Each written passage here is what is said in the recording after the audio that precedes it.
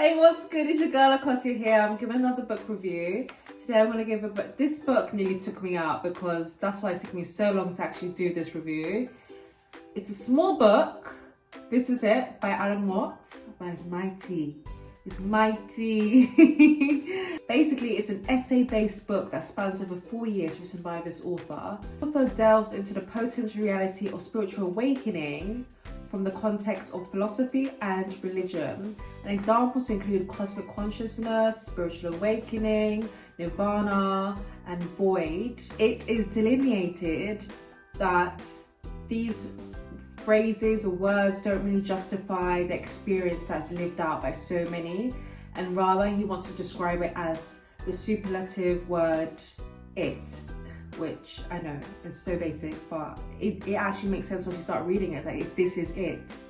This is the book, this is it. Across different times and cultures, same vivid experience can be experienced as a bright light or a feeling of elation that pervades one's existence, with secondary effects of freedom, ecstasy, sense of intense relief, and the love of the world. This physical or metaphysical experience should not be confused with the temporary feelings or emotions that are caused by recreational drugs, mental health issues, or bouts of joy.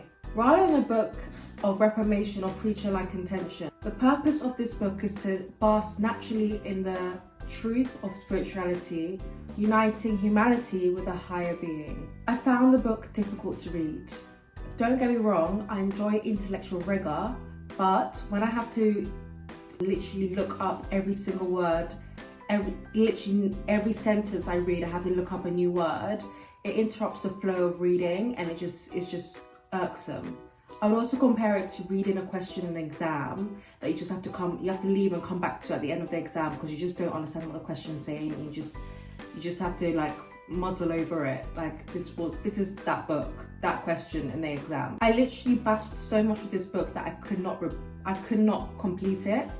Look, you can see my bookmark. I couldn't complete it because I was just tearing my hair apart. Like at some parts it was okay, I could relate to it, but the other parts that the vocabulary was doing too much. But having said that, it is an academic book and it is essay based, so I understand why it's written like that, but I couldn't contend with it.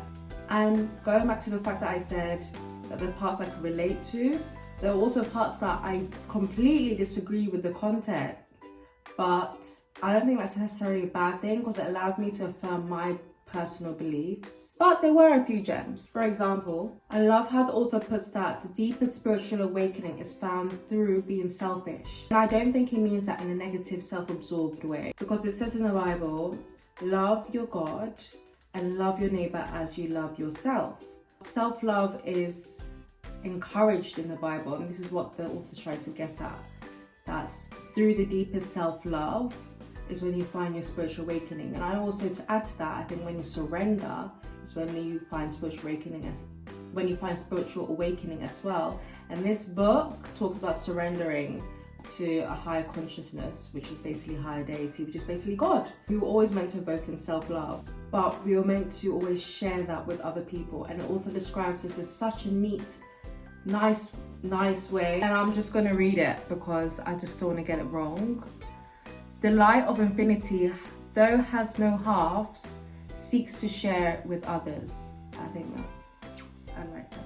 I don't even think I should give this book a rating because I didn't finish the book, but for continuity, I'll give it a 5 out of 10 because, as I said before, vocab was doing too much.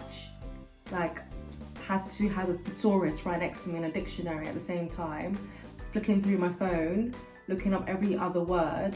Like, it was, the academic vocabulary was just top notch. If it was an essay, you'd get like an A star, but for just casual reading, doing too much. But having said that, there were gems that I was howling like with joy because I was like, oh my gosh, I've experienced that. Oh my gosh, I understand what he's talking about.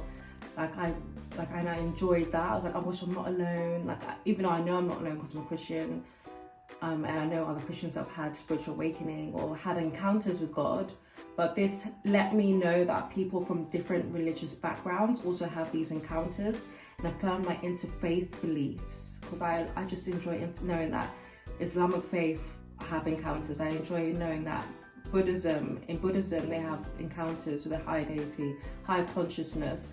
I like that. Judaism, I like learning about other religions, so that allowed me to explore that a bit more.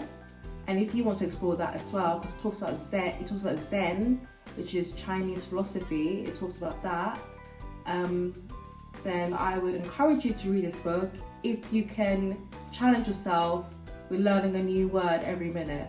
That's the end of this book review. Like, comment, share. Like, comment, subscribe. That's it. See you.